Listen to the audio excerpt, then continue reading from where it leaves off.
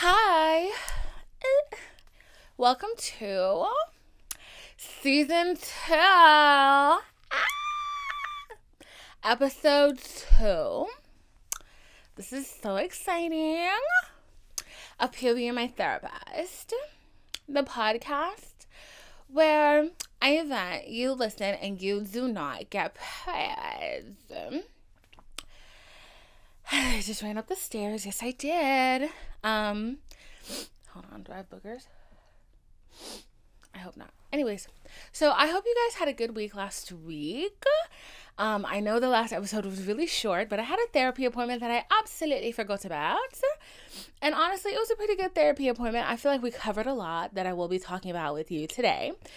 And also I wanted to talk more about the set because I'm very proud of it. Why would it not be? Like, I put a lot of work into it, so enjoy it, please. Say very nice things about it in the comments and reviews and such. So, oh my god, like, just pieces of this goddess knotless just coming out. I swear to God.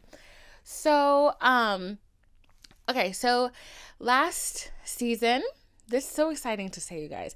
I don't know what I was thinking when I started this podcast, but I never really thought that there would be a point where I'd be like, season 2, and where I could say, like, last season. Like, this is, like, very exciting for the girl, you know?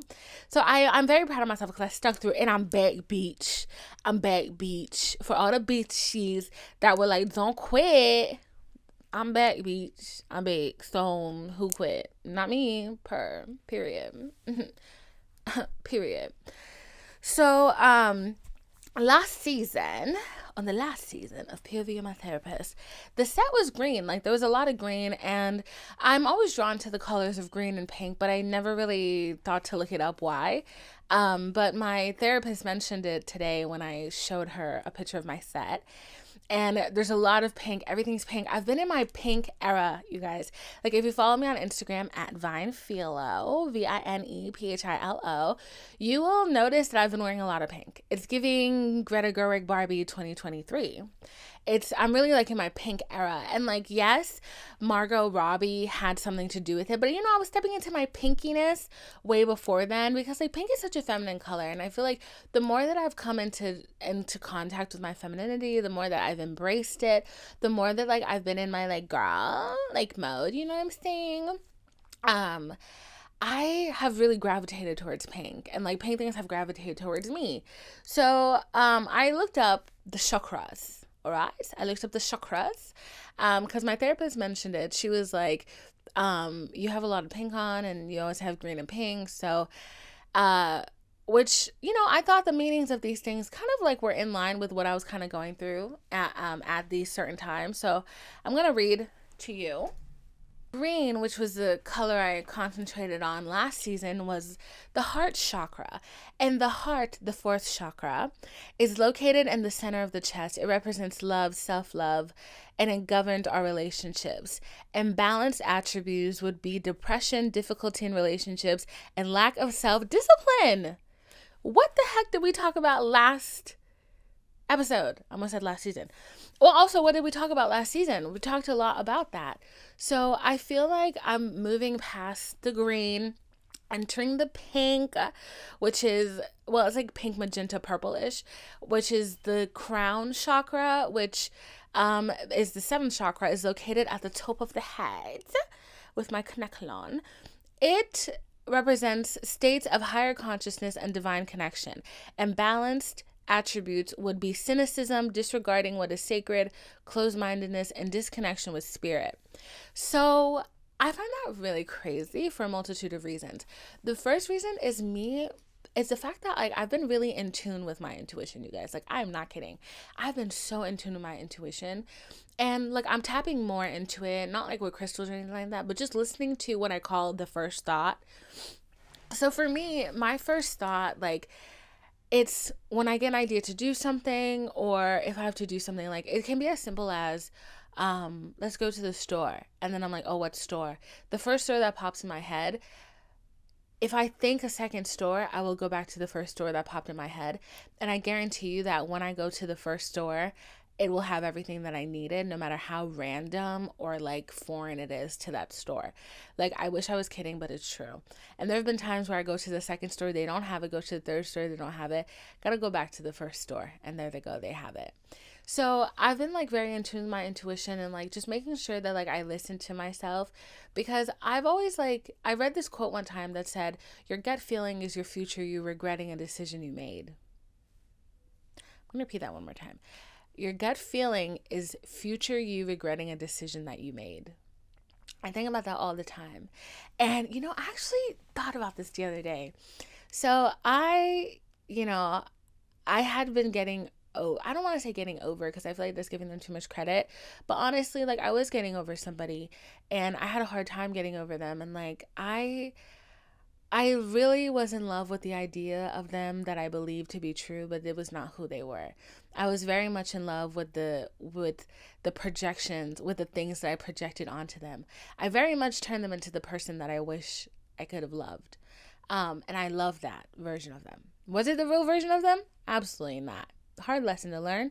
Lesson learned either way. So I was very much in love with this thought of this person. And it all happened because I hooked up with them. Which is why we don't believe in that. We don't believe in sex. No. That is for sinners, and we are not sinners. We are children of God. Okay? So, I hooked up with them, and I knew it wasn't the best decision. And you know, my gut feeling, I was literally laying in bed, waiting for them, thinking, you know, what harm would it do if I just got up and left at this very moment? At this very moment, what harm would it do if I just up and left this room? And I just got in my car while they were doing whatever they were doing, and I just left. And I didn't pick up when they called, asked me, where the fuck are you? And I just went home and I laid in my bed. I really asked myself that question, and I imagined myself walking through the steps. And then, as I was thinking that thought, my friend texted me, and she said, I literally had not heard from her in months, and she texted me and she said, bitch, I'm pregnant.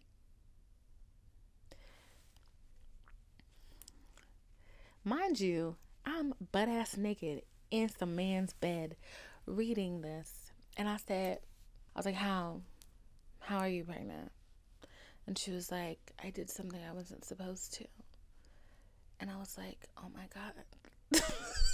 What? And she was like, yeah. She was like, I wasn't going to tell anybody, but like, you were the first person I thought to tell. And I was like, I'm currently about to get piped. What do you mean? What do you mean? And that literally was, she literally was joking, and she wasn't joking about the pregnancy. She was very pregnant. But she literally was telling me, she was like, maybe this is God telling you not to screw this man. And I was like, we're going to pretend that didn't happen. And I pretended it didn't happen. And then I hooked up with him. And then that led me down a spiral of feelings and emotions and regret. Okay? And my gut at like that day was like, get up, put your clothes on, grab your phone, your keys, wallet, go home, eat a snack, and go to bed. I didn't do that. I'm dealing with the consequences of that today over something that happened in October. Okay? Today. Regardless. Yeah, regrets. So anyway, so I'm more in tune with my spiritual being now, and I'm seeing a lot of, reward coming from listening to my intuition. And this also goes in, hand in hand with the conversation that I had with my therapist today.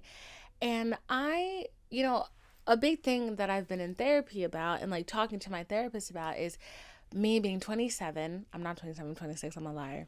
Me being 26, never being in a relationship. That's really like been an issue for me. I'm not gonna lie. Like it fucks with my confidence a lot. And it makes me, I'm just making sure that like you can see me. And it makes me question myself a lot. Like it's not a nice feeling. And I've talked about this extensively, okay, on this podcast. Yeah. And I think, the way that we framed a lot of my healing was about, being ready for things when they come. I want to, deal with a lot of my trust issues, because when my man come, I want to be ready. I want to be able to trust him. I want to be able to this. I want to be able to that. Well, I've been in therapy. I almost said I've been in depression. No, I'm not. I've been in therapy for 2 years now, and I've still been single in that time. And you get to a point where you do look, and when you have like these moments of pause, when I'm not, having a great time, and I start feeling that yearning for like a deep connection with somebody, where I just want to hug sometimes, and it hurts so much, and I gotta like squeeze the shit out of my dog. Like, when you have those moments of like just wanting human connection, when you think like, damn, it's been 2 years and I still don't have this thing that I've been wanting so bad. You have those moments. I have those moments. And, I've watched my thought process turn from, nobody's ever going to love me, I'm never going to find anybody to love, to kind of realizing that I'm a little too good for these niggas. Like, let's be honest here. Like, I know myself, and I know myself very well, and I know what I have to offer now. And I see so often how I was settling for nothing, for crumbs of shit. I was settling for dingleberries. And it pisses me off, because I look back at myself and I'm like, I understand the need. I understand the want, and I understand why I did it. And I will never be angry at myself for doing the things that I did to fulfill that need for human connection. I will never be angry at myself for that. But I am happy that I have learned to love myself, and to know the love that I deserve, and to know that I don't want to settle for like these half-assed connections anymore. I just don't. Like, I'm just so uninterested in it. And we were talking about that, and I was telling her how it took me a long time to spit it out, because I couldn't word it. I couldn't word my frustration. And I was telling her how, I'm kind of sick of us, me and my therapist, I'm kind of sick of us framing everything about being ready for this thing when it comes, being ready for a man, being ready for this relationship. Okay, cool. But what if that relationship genuinely never happens? That's not me being a Debbie Downer. That's not me being, depressing or not believing in love, because I do believe in it. And I know there's a great guy out there somewhere existing, living life, swinging his big dick around. I don't know when he's going to get to me. And I can't keep making decisions over something that has no schedule, no plan. I know nothing about it. I don't even know what it looks like. I can't keep making very heavy decisions about myself and my personality and my consciousness. And I can't keep making decisions revolving around that. And I was telling her that, and I was like, I feel like I'm putting a lot of weight on something that I don't know where it is. I don't know if it exists. I don't know when it's going to happen. And I don't like that. And I feel like what it ends up happening is I kind of turn into a dog almost, who's like, oh, I've done all of my tricks. Where's my treat? And it's 2 years later. Where's my treat? So now 2 years later, I'm frustrated, and I'm asking myself, where the fuck is my treats? Where the fuck is my husband? Where the fuck is my husband? Because who the fuck is he? Where the fuck is this person? And I don't think that's right. I think I've come so far in my healing journey, and I don't think that the determining factor of whether I'm healed or not should be if I'm where is my husband? If I'm with somebody, because I've done all of this preparation. Where is the groom? The wedding is planned. The checks have cleared. Where is the man to put on the suit and walk down the aisle? Where is he at? And that's not necessarily a question I'm asking anymore. But I really was telling my therapist, look, I don't want to focus on that anymore. I want to think about the things that I'm doing and the lessons that I'm learning in therapy, and I want to frame it in, how is this going to make my life better? How is this going to benefit Divine? How is this going to help in my relationship with Divine? And I don't falter at all, because I definitely think I take the lead in therapy sometimes, because I am a talker, and she definitely steers me and guides me where I need to go, and I feel like that was just a realization that I had to come to on my own, that a relationship is not necessarily the end all or be all. It's not an accurate representation of my worth, because what is being in a relationship if the person is shitty? And like, I've never had a boyfriend, but it's like, okay, great. Even if I get a boyfriend tomorrow, not happening. If I get a boyfriend tomorrow, he might not be the love of my life. He might just be an asshole who's a good actor for a couple days. Like, you know what I'm saying? So it's like, I feel like there's a high chance of me being disappointed when I frame things in the way of, I did all of this healing and I have nothing to show for it. I have a lot to show for it.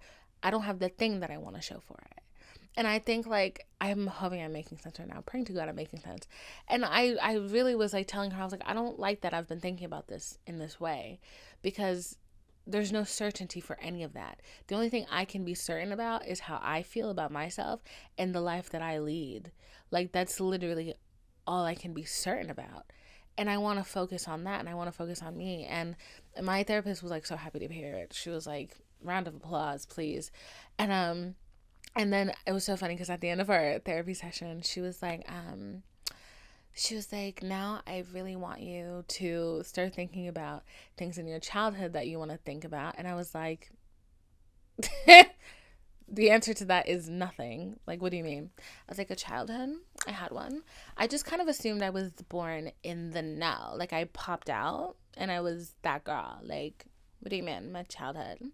And she was like, funny, but no. And she was like, you've come such a long way. And she was like, now that we're really at this point. And I was just like, are you trying to tell me that I'm healed? Am I healed? And she was like, you're healing. Yeah, not healed. We got to talk about the traumas. And I was like, I really don't want to. Because, like, I'm like, it's already happened. Like, what good is it gonna do to talk about it? We don't need to, like, investigate my life. Like, that's weird. I don't like it, girl. Anyways, but so yeah, and I found, like, so all of that to say is I'm wearing pink now, but yeah, it was a nice therapy session, and I'm really proud of myself, like, how far I've come. And, like, I'm loving, bro. You know how, like, I'm all the time, I'm like, God, if you could do one thing, why don't you help me, like, detach from men? It's happening, girl. And it's such a nice feeling. Like, you know, I have those moments where I'm just like, damn, I care more than I want to. But I think that's just human nature. And I'm okay with that. I'm mildly okay with that. So yeah, but, like, I feel like we're at a good place. We're at a good place mentally, physically, emotionally. And I'm ready for whatever season 2 brings. Period. So the next thing that I want to talk about, and honestly, this may be old news at this point by the time I publish this, but I just feel like it's necessary. Okay, I really feel like it's necessary. I know I have a podcast where I talk about the very intimate details of my life, but I do want it to be known that I'm only telling what I want to say. Like, there are things happening in my life that I'm not telling anybody at all. Like, for what reason? You know, I mean, for different reasons. Because I am a big proponent of privacy. I really believe in privacy. And the reason why I really got to thinking about this was because of Kylie fucking Jenner. I was thinking about Kylie and her damn jet, okay? And how she posted that picture of her and Travis on the tarmac, and they were like, which one should we take? Should we take my jet or my husband's jet? Like, which jets do we take? And I was like, oh my God, like, I'm over here Googling flights, trying to find one for $5 cheaper so I can afford a Frappuccino at the airport. And Kylie Jenners trying to figure out which plane to take. We really live in a society. So it was funny because, like, that picture just sent people on, like, a tailspin of stuff. And then people were like, she's taking 3-minute flights, and it's so much more effort to take the 3-minute flight than to drive 40 minutes. To which I was like, not defending her, but I highly doubt anybody is taking a 3-minute flight unless it's the pilot moving the airplane from one tarmac to another. But that's neither here nor there.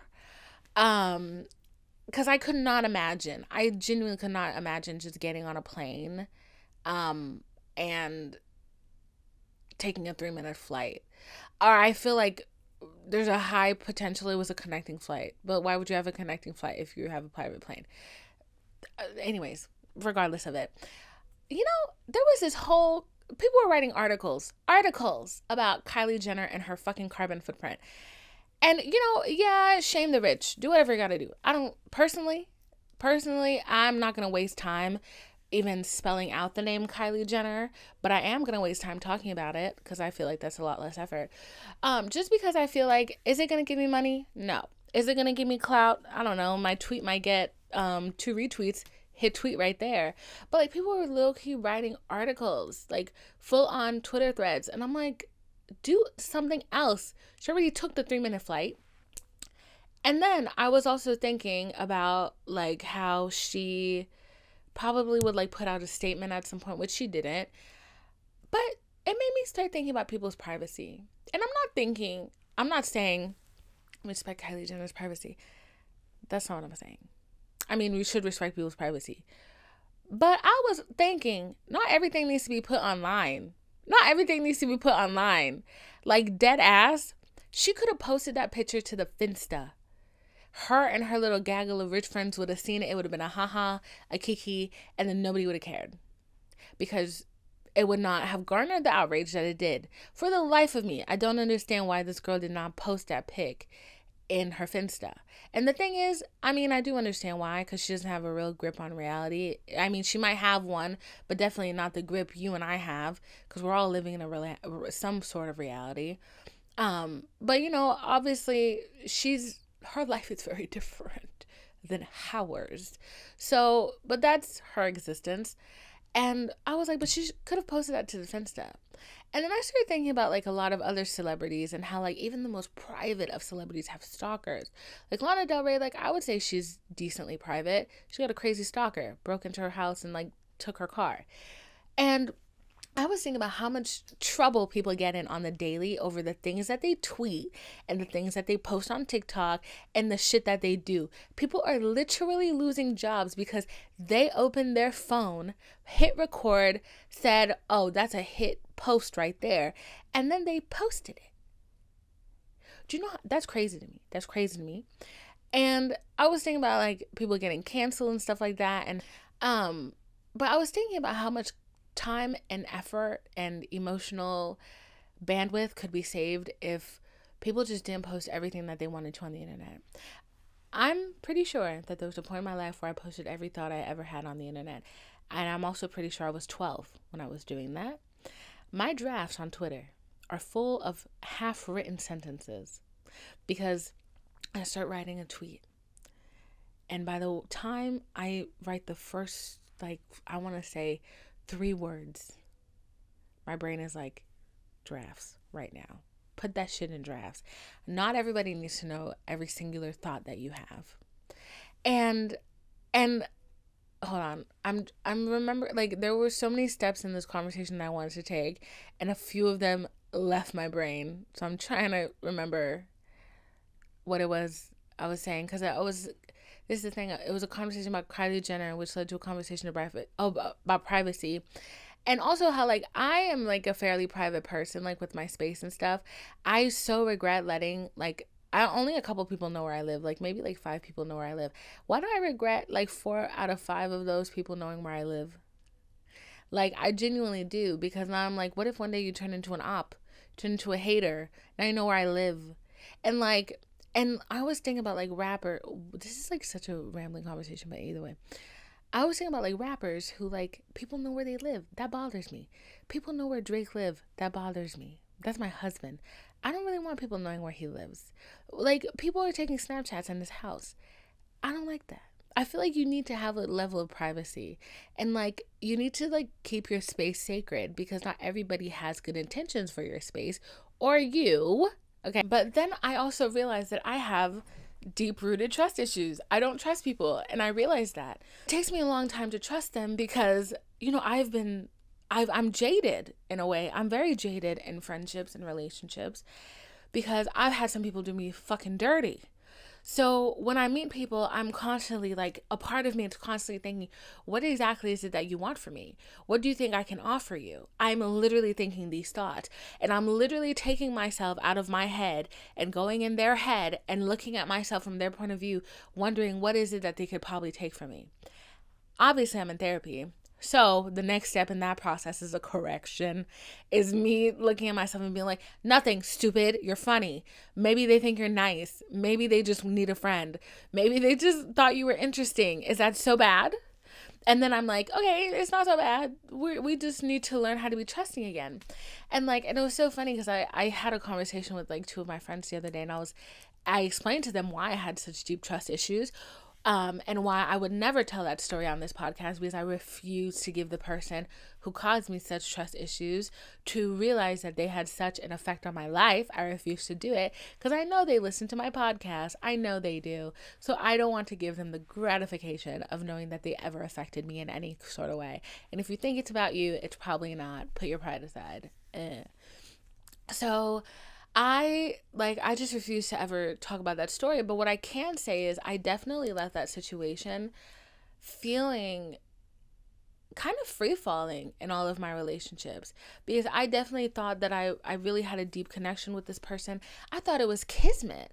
I thought that our meeting was fate, and that our friendship was a thing of beauty, and that it was absolute fate. What I didn't realize was that our meeting was not colluded. No, that's definitely not the word. Our meeting was basically set up. I didn't realize that our meeting was set up, but it was set up. They knew where I was going to be, and they decided to meet me in that way. And then they pretended like they'd never heard of me or anything like that. Love that. Later on in our friendship, when I decided to end the friendship, I realized that what was happening, what they were really getting from me, was an exchange of information about, when I thought I was just sharing my feelings and talking about my personal things and having a shoulder to cry on. No, girl, it was an exchange of information. So one can imagine how that may lead to deep trust issues, as it did for me. And so every time I meet somebody, I'm like, what do you want from me? A lot of the times, you hear people, it's always rappers, and they're like, people use me for the things that I got, yada, yada, yada. And I think a lot of the times people think that, it's money. But I think at the end of the day, people can use you for a number of things. They can use you for clout. They can use you for money. They can use you for recognition. They can use you for emotional support. They can drain you of your emotional powers. They can use you for inspiration. Have you ever been an unwilling muse? Have you ever been an unwilling muse? A person who, they see you, they want to be like you, so they spend time around you, and they really rely on you emotionally, and you think you're being a good friend, but they don't really return any of that. And then slowly but surely, they start taking over parts. They're not taking parts of your personality, because people really can't do that. But they start taking parts of your personality and copying it. It is very scary. And it's crazy because it happens more than you think it would. Not me turning this into a true crime podcast, but I've been watching a lot of Crime Junkie. I'm so sorry.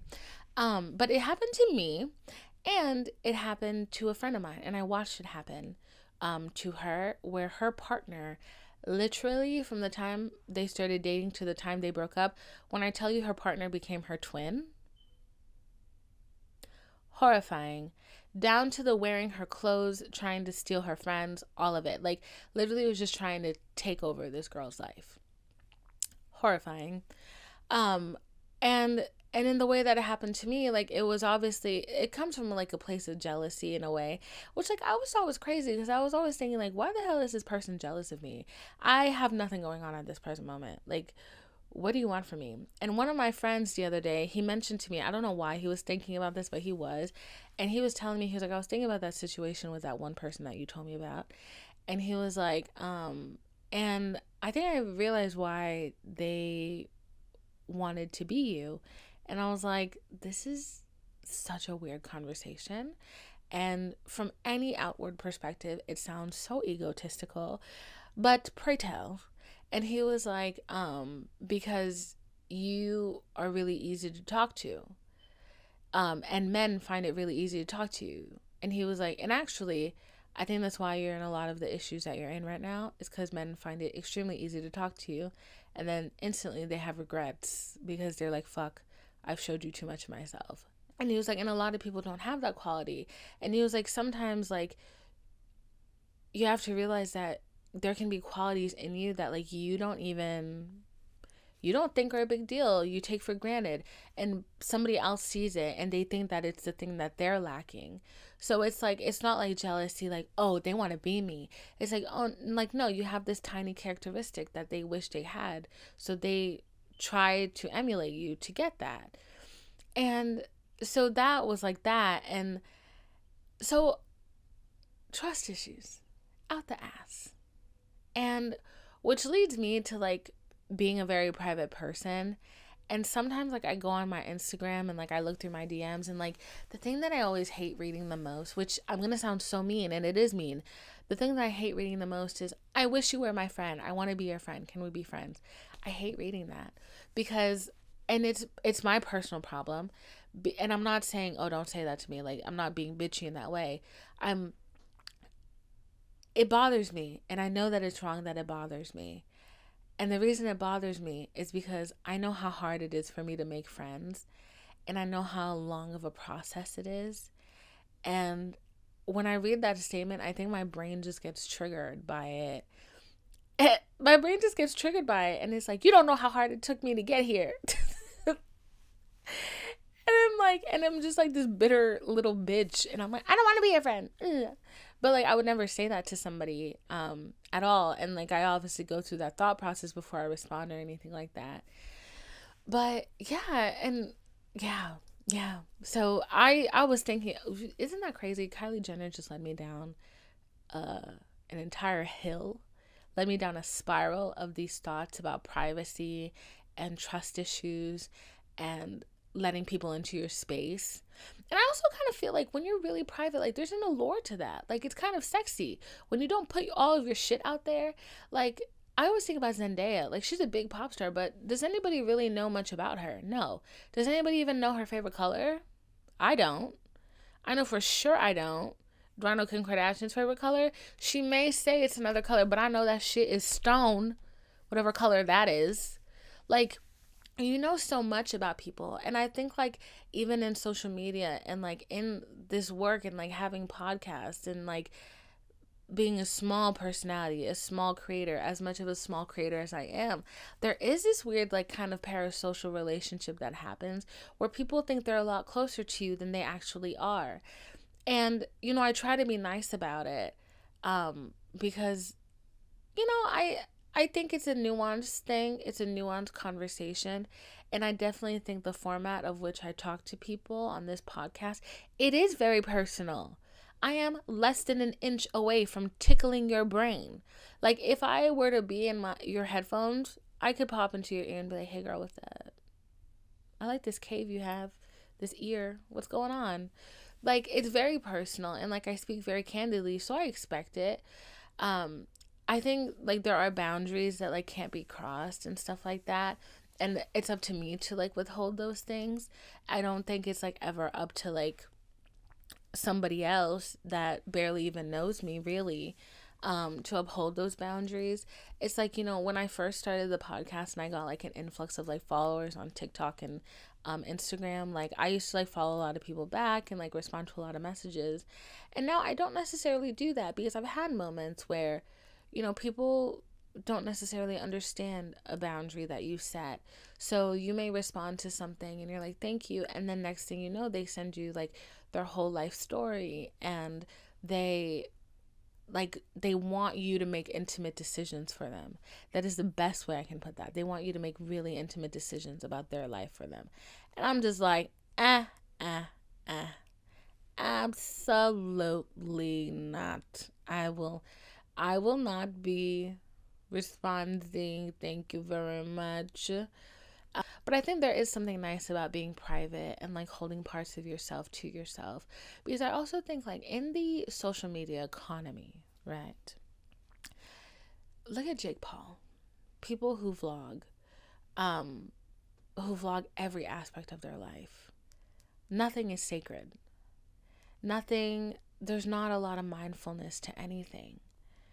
And because of that, you give a lot of yourself and you see that you're rewarded for it by views, by money, by whatever. So you keep thinking, oh, I have to give more. And you keep giving and you keep giving. And like, yeah, your bank account is getting fat. But at the end of the day, what do you have of yourself that nobody knows about? Like, you're so naked at the end of the day. And it's funny that I say naked because I think like being naked, like for me, is very vulnerable. But there are some people who they're naked and they don't feel vulnerable. And who are naked, they show you every bit of themselves. And they have more privacy than somebody in a full nun's habit. That was so profound of me. That was a good one. Yep, very profound. So I think like there are like important boundaries that you have to maintain. And I think Kylie needs to get a Finsta. I really do. I think she needs a Finsta. And if she has one, she needs to utilize it more. If it's not a picture, if the picture has more than 5 objects in it, actually, let me think. If a picture has more than 3 objects in it, herself included, but she's not an object, I'm just saying, if there's 4 subjects, in the picture, if there's more than 3 subjects in the picture, she needs to not post it on her main account. Because all that needs to be, subject number 1 is Kylie. Subject number 2, another person perhaps. Subject number 3, somebody's purse or phone. Okay. In that picture, there were multiple subjects. There was Kylie, Travis, 2 jets, and I'm pretty sure a Birkin. If we did not have the Birkin and the 2 jets, we would have been fine. Even if we had the Birkin, the 2 jets are just really what overdid it. Okay? And then it was a whole thing. So, love your privacy. That's why you don't see a lot of billionaires on Instagram, because they know that in their free time, the billionaires are probably in the sky with both of their jets, smashing their jets together.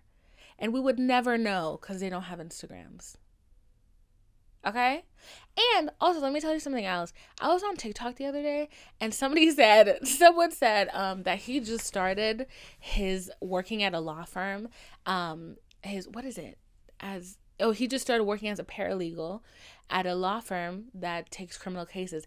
And he said, the U.S. government is using y'all's Instagram against you. Stop it. And I don't doubt it. I was reading Young Thug's I almost had incarceration indictment. I was reading Young Thug's indictment and like the indictment of like the slime situation. Girl, the amount of Instagram screenshots they had. They was screenshotting in 2015. That is crazy. Imagine getting your Instagram subpoenaed.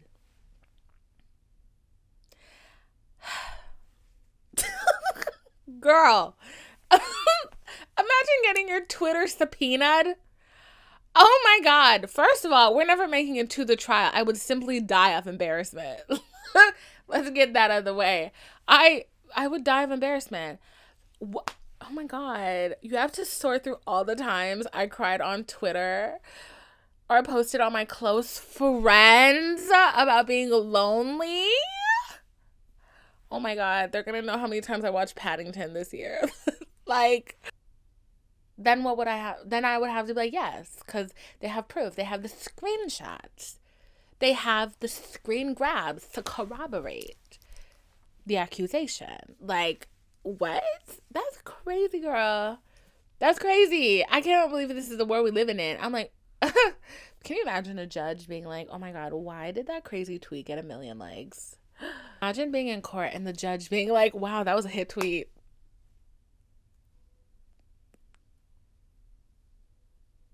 I'd die.